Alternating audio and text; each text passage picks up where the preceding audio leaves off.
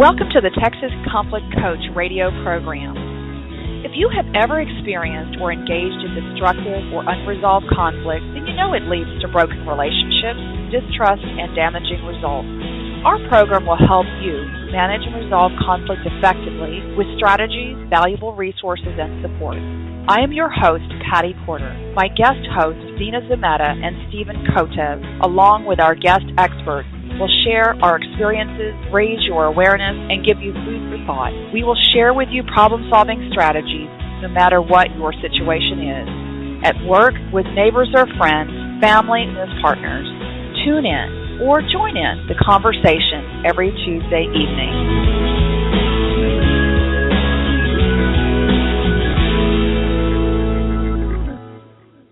Good evening, listeners. Tonight's program, Childhood Gender Diversity, a Natural Variation in Human Development, concludes our September series focusing on courageous conversations between parents and their children. When children enter this world, the adults greeting them have many assumptions already in place about their future. If the child has a penis, projections about masculinity-driven biological and societal experiences prevail. If the child does not have a penis, a feminine-driven future is imagined with regard to biological development and social opportunities. In approximately 1.5 to 3% of families with a transgender child, those projected futures may not be in the cards because their child simply does not identify with the gender role assigned to them based on their genitalia. In fact, enforcement of those gender expectations may cause the child profound distress. This is the world of a transgender child and their families. Joining us this evening is Jenn Burleton, Executive Director of TransActive Gender Center. Ms. Burleton has 20-plus years working with and mentoring transgender youth and adults. As an outspoken advocate on behalf of transgender and gender-diverse children and youth, Jenn has played a primary role in raising local and national awareness of the challenges these children and their families face. Welcome to the program, Jenn. Well, thank you, Tracy, and it's a pleasure to be with you this evening. Let's go ahead and get started. How did you get started with TransActive? Well, I became interested in working with issues related to gender identity and gender diversity at a very young age. As someone who was identified as transgender and gender diverse myself back in the 50s and 60s, it was certainly something that felt very personal to me.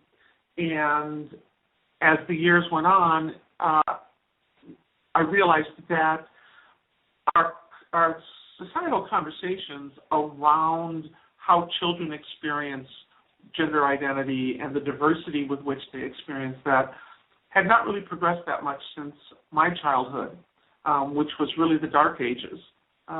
So it's something that I realized that despite years of progress, that there was a lot of work that still needed to be done. And I just felt that because of my background and my history, my personal history with the experience and my work in addressing these challenges with other individuals, that I was in a good place to make a contribution. That's wonderful how you were able to be aware of where the progression has taken the community, and it's also nice to be able to provide a place for that conversation regarding gender identity and the transgender community. And it's amazing to find out that, although work has been going on since 1960s, there's still a long way to go now in 2015. So thank you for that. Can you tell us a little? Go ahead. My pleasure. No, I was just going to say it's my pleasure. I think one of the key challenges that we still have to overcome, and I think this is exacerbated in some ways by the recent visibility of Caitlyn Jenner's story, is that we've been under the cultural perception for many decades now that transgender identity is something that is only experienced later in life by adults. And unfortunately, that misperception of the scope of transgender identity has really kind of contributed to our not looking for opportunities to affirm gender diverse identities in our youth. In this, where does TransActive fit in? What is TransActive? So TransActive is a nonprofit organization based in Portland, Oregon, that's serving families nationwide. And we offer a range of services that includes full-range counseling for individuals, for families, for groups, and peer support. We provide a great deal of educational resources, training at the professional level, at the community level, education to help families understand what's going on with their kids. And we do a lot of education in elementary, middle, and high schools. We also provide advocacy, and that really comes in frequently when, there are different places around the country have different policies and procedures and even legal protections in place for certain minority populations. But having the protections in place either in a written policy or in a legal statute doesn't necessarily mean that those rights and privileges are being offered and practiced at the real life level. So that's when our advocacy services come into account. Oh, so it sounds like it's an all-encompass resource. Not only is it a nonprofit, but it assists in counseling, educating, training, and then there's that advocacy component where you're also helping with the policies and the follow-through of those policies? Absolutely. We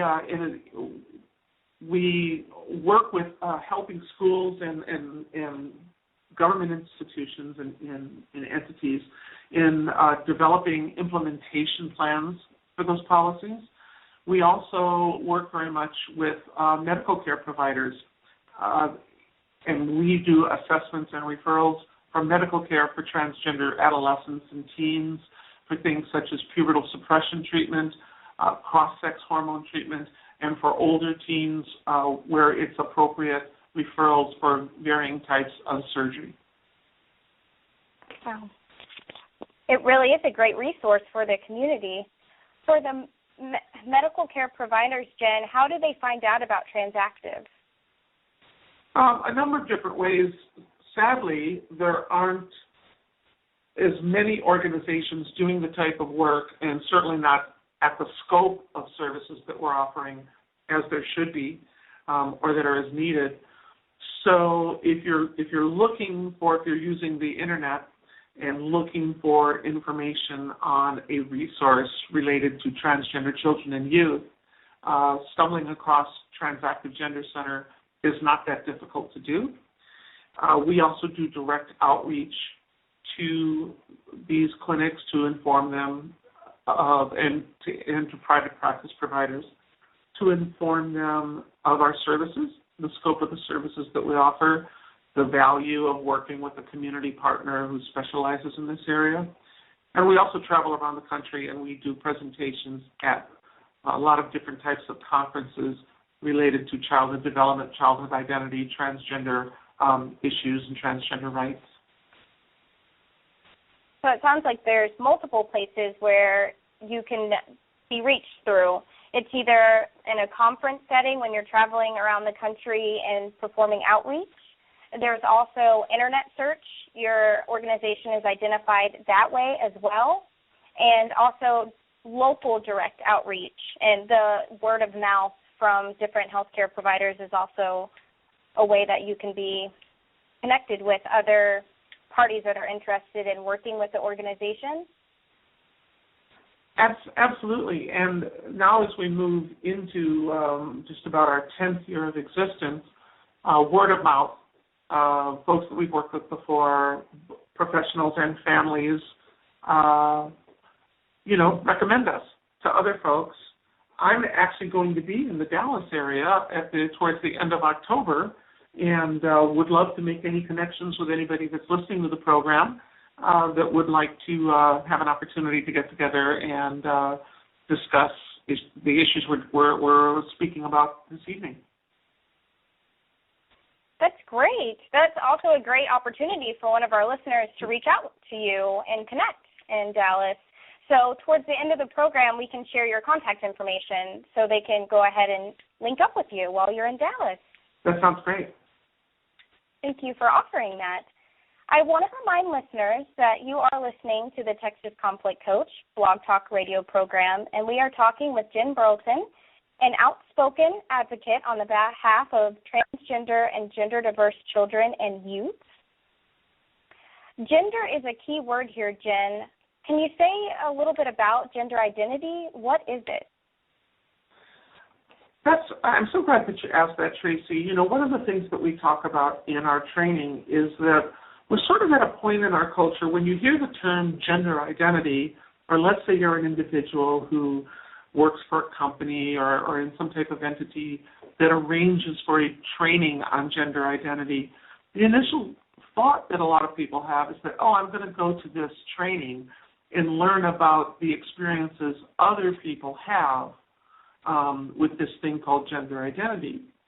And I think in some ways it's a huge disservice when that happens, because in reality we all have a gender identity.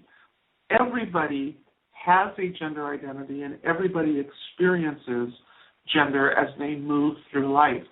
The primary thing that separates gender diverse or transgender children or youth, or adults for that matter, from those that are not transgender, and the term that we use to describe folks that aren't transgender is cisgender. The primary thing that separates those two populations is that if your gender identity that you hold happens to correspond with both your anatomy and happens to correspond with what your immediate culture and the culture around you expects your identity and expression to be, then there's no point of conflict. And if no point of conflict arises, then in many cases that becomes essentially a privilege that you don't have to give any thought to.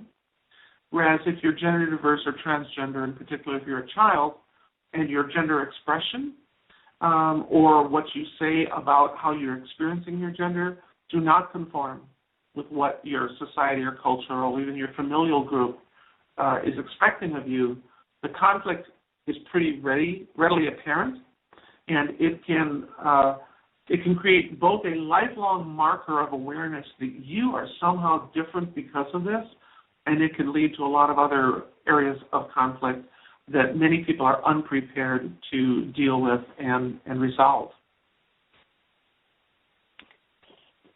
That's really important to note, and it's a different perspective on gender identity than I've been exposed to in the past, is that we all have a gender identity. Most people just don't have the privilege of not having to think about it because their identity isn't in conflict to what culture expects them to be. And that's a really powerful message, because I haven't had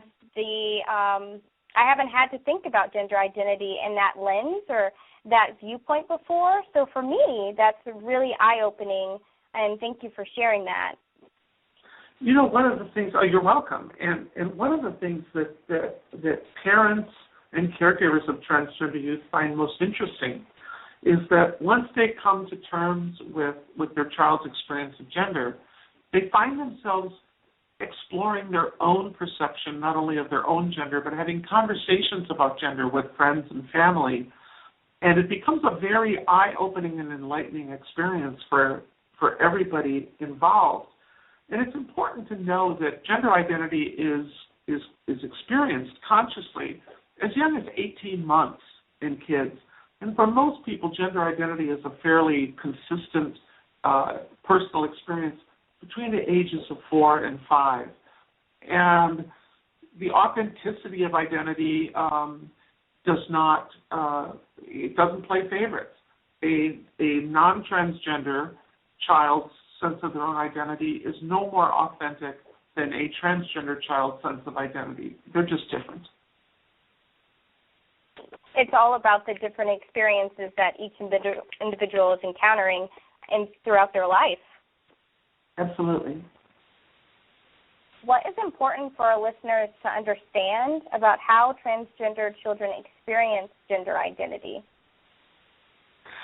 I think the most important thing to understand is going back to something that I just mentioned, is that having a gender-diverse identity and having a gender-diverse experience is actually a natural variation in human development. I think there's a perception that something went wrong somewhere along the way, and therefore a person has a diverse gender identity or a diverse form of gender expression. And it's simply not true. We know that the degree of diversity that exists in biology, the degree of diversity that exists as a result of the incredibly complex processes that happen prenatally, that happen at different times in prenatal development, such as physical anatomy is formed and developed weeks apart from differentiation of brain structures which related to sex and gender. These are all variations and natural variations on the way nature wants things to be. So having a identity that is diverse or at variance to what culture's expectations are is not a violation of nature in any way.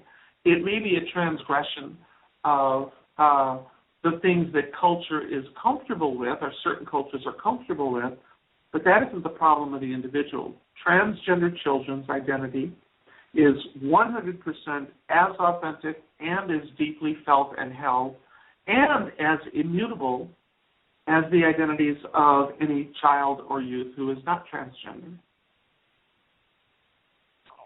So the key here is for listeners to remember that a transgender child or youth is authentic in their feelings of what their gender identity is, just as a non-transgender child or youth is authentic in what they feel their gender identity is as well.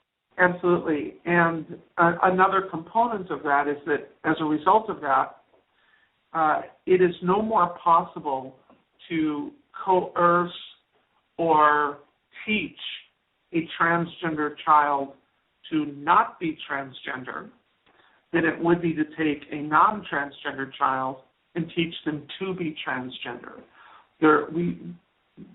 As adults and as a culture, we have the capacity to oppress people into concealing aspects of their personality or of their uniqueness that culture doesn't approve of, but we don't actually have the capacity to change core elements of any human being's experience, and efforts to do so are simply lead to trauma and internal and external conflict.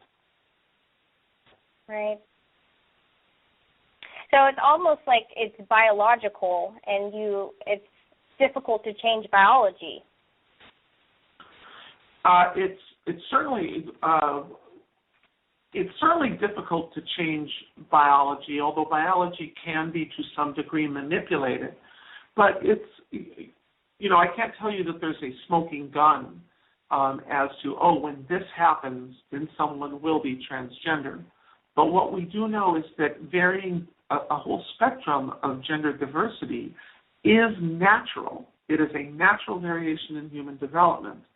And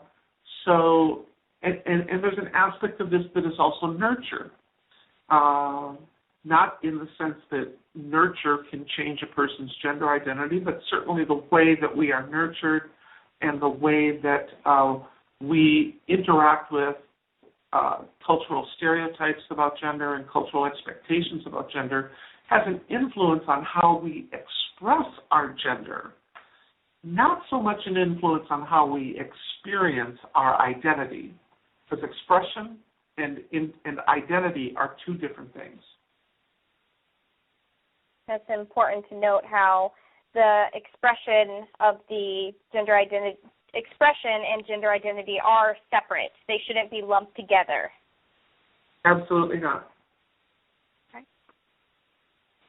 Do the challenges that transgender children face differ from the challenges lesbian, gay, and bisexual individuals experience? To a great degree, yes. The primary points of intersection of those identities are related to ways in which culture lumps those populations of people together, and the oppression and discrimination is not really differentiated between them. But as far as the individual experience, transgender children and youth, in addition to having to navigate a world in which the way that they present themselves to the world may not conform with other people's expectations, but particularly for adolescents, when transgender adolescents begin to go through puberty, there are physical changes happening to their body that are completely in conflict and in opposition to their internal identity. And this, if this is not addressed, it not only causes great trauma and a heightened sense of depression and low self-esteem and suicidal ideation and suicide attempts, but it can lead to lifelong trauma. And in the case of, as we've seen in so many cases, with trans adults who did not get care early and young, such as the ability to suppress pubertal changes that don't match the gender identity, they experience bodily changes that can stigmatize them in their culture, that can be extremely costly to try to correct later. And it sets the stage for a reactive, potentially extremely negative experience, as opposed to meeting the medical and emotional needs of trans youth when they're adolescents and teens, and we can prevent a huge percentage of that trauma from happening. Mm-hmm. What's interesting for me is the part about gender identity being experienced years before sexual orientation. I always had the idea that they were hand in hand, but they're not. They're experienced at different points. Absolutely. So, as I mentioned earlier, we know for a fact, multiple studies of cognitive development in youth and just in observational studies, that youth are able to express their gender preferences, their gender identity to some extent, as young as 18 months and certainly by age 4 or 5.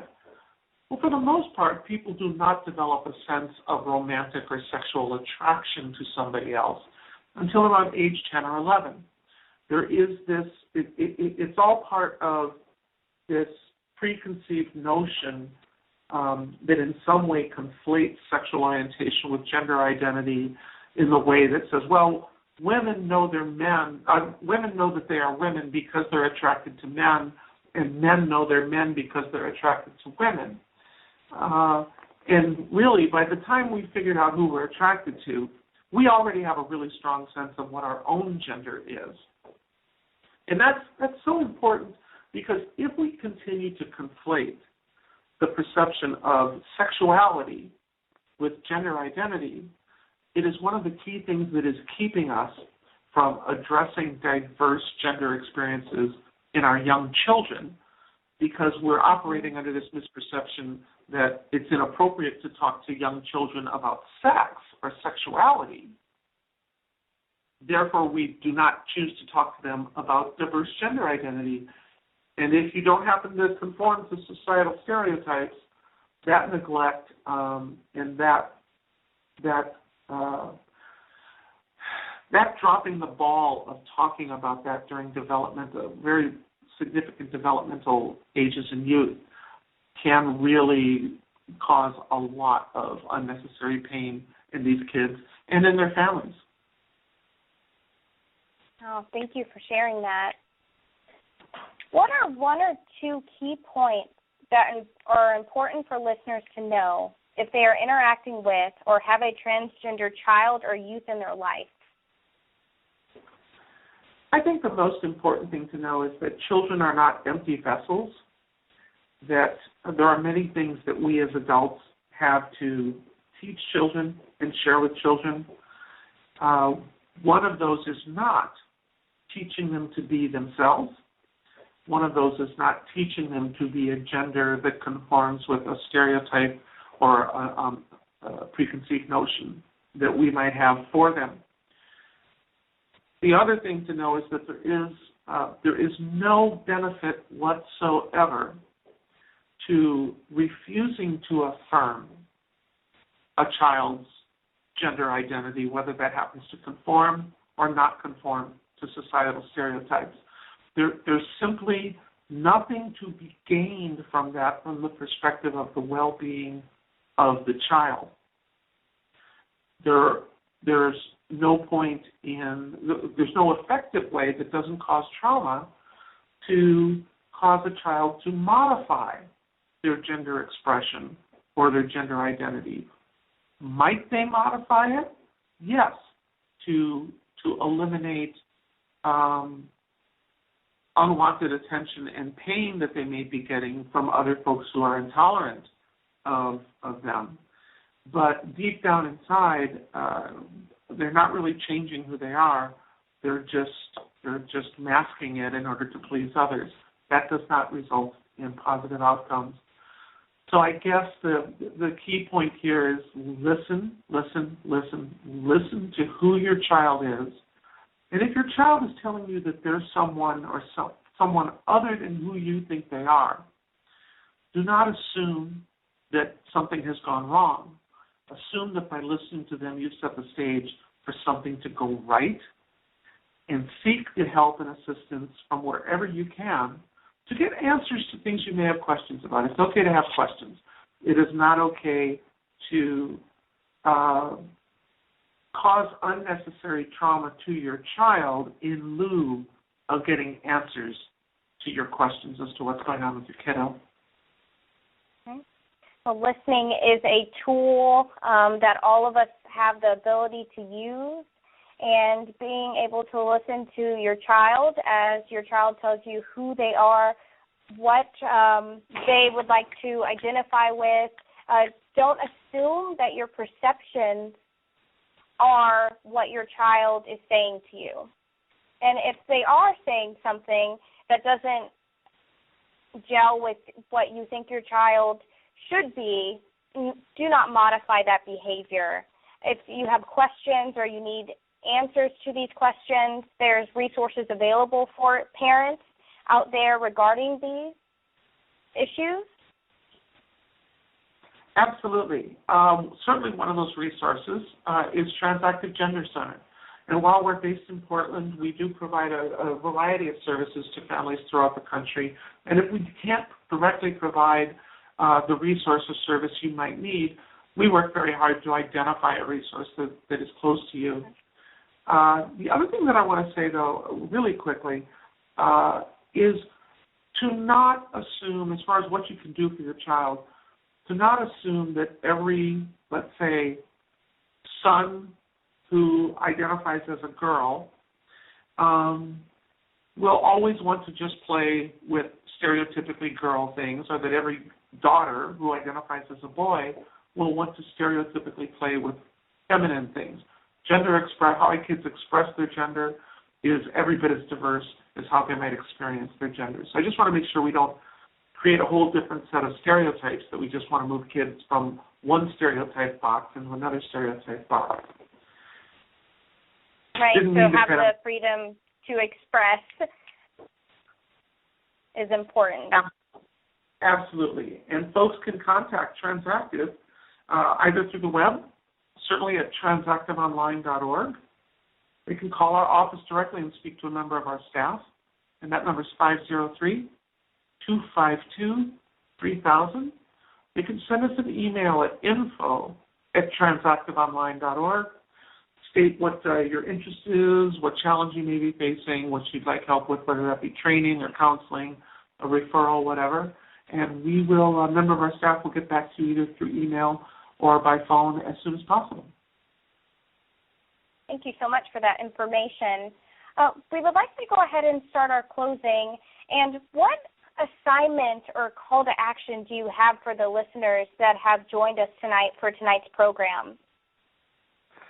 I would really encourage them to research information about gender and gender identity in children and youth, and continue to understand that those two things are different from most of the transgender stories that we hear told by adults. If you're familiar with the transgender narrative as told historically by adults, understand that the narrative that we're hearing from children, youth, and their families is significantly different. And the second one would be, with all the sturm and drang and attention towards Caitlyn Jenner, I would encourage the listeners to look beyond the Caitlyn Jenner experience and her coming out process as an adult, and imagine how much different her life would have been if she had been affirmed in her gender as a young girl, as we are working with kids to do, instead of having to wait until her 60s. I think that looking at those things and realizing that much of the trauma that Ms. Jenner is having to overcome is related to cleaning up the baggage of living a life that did not fit her individuality, is to some degree unnecessary, and we have an opportunity to prevent future generations from doing that. So there are two assignments for the listeners. The first one is to research information about gender identity in children and youth, and it's different from most of the transgender stories that we hear as adults, told by adults. For example, is the Caitlyn Jenner experience, and another piece of that is to imagine how much different Caitlyn Jenner's life would have been if she had been affirmed in her gender as a young girl instead of waiting until she was in her 60s. Is there any additional contact information you would like to provide listeners with? I know we touched base on this previously, Jenn. No, not that I can think of at this time. Certainly, if you have a family, or if you have a child or a child you know that is transgender, gender diverse, or is experiencing challenges, there are resources. There may be resources in your immediate area, and we certainly would encourage you to contact those. Those resources can contact us if they are not familiar with the specific needs of these families, and we work directly with other providers and resources as well. But I encourage you to reach out to someone, and of course TransActive is always happy to be there. And again, that's at transactiveonline.org. You can call us at 503-252-3000 or email us at info@transactiveonline.org. Great, thank you. I want to, again, extend my sincere thank yous for joining us tonight on the show and sharing with us your experiences and bringing awareness to the world of transgender youth and child and parents, and to share those tips and those strategies that we have provided the listeners with so they can actually go out and seek those resources and have those conversations and be more aware of what's going on. So I want to thank you again for being on the program tonight. Thank you, Tracy. It was a joy and a wonderful opportunity and a privilege. And we have just one final message that we ask that you may want to leave with the listeners tonight from this program. What would that message be for you, Jenn? What would you like the listeners to take away from tonight? I would love for your listeners to embrace the reality that diversity is a natural variation in human development, that while we are the most perhaps amazing parts of what nature is capable of, we are also the epitome of the diverse scope of what nature can bring about and of opportunities to grow and evolve. Affirmation of gender diverse and transgender kids poses no threat to any individual, to our culture, or any belief system. Perhaps if that belief system celebrates misogyny or patriarchy, there may be some reason for you to be concerned, but misogyny and patriarchy are systematic forms of oppression that in the end do not serve our better angels. And I encourage everyone to look inside themselves, to explore their own experience of gender, and to take every opportunity that they can to recognize that the path to healthy and well to healthy children and youth and their well-being is to affirm them in the truth of who they are, if they are transgender, gender diverse, or some other variation of magnificence of life. Thank you. Thank you for listening to the Texas Conflict Coach. We hope you enjoyed the program. You can find all of our podcasts archived to listen at your convenience at texasconflictcoach.com or download the podcast at iTunes or Stitcher Radio. You can also become a Facebook fan of Conflict Connection or Twitter me at TX Conflict Coach.